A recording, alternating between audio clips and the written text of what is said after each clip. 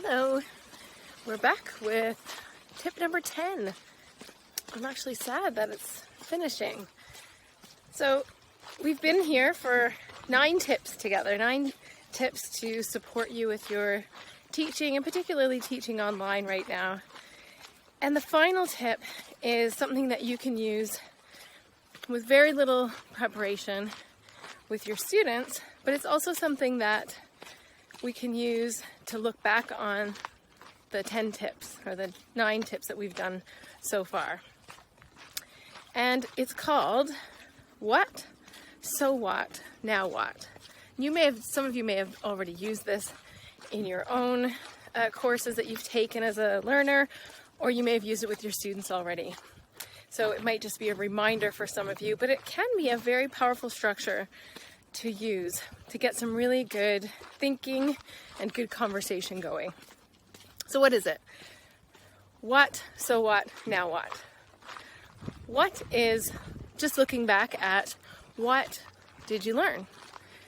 And so if we look back at the tips, for example, what stood out to you? What was important to you? What was new about it? And just looking at, what comes to the surface when you think about it. So what is, so what? What's important about this? Why does it matter? And now what is, what will I do with it?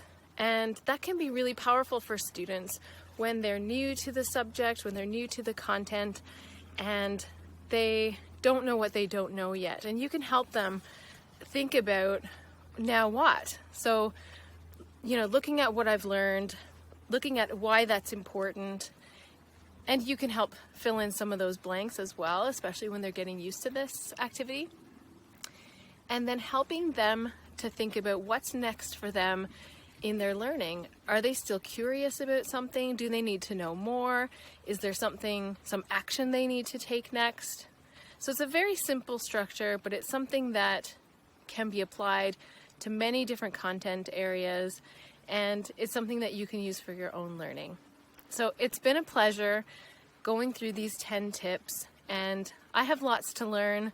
I hope that you'll engage with some of these things over time, and I'll keep them up there on YouTube and whatnot so that you can see them and comment on them, and let's use them to start a conversation.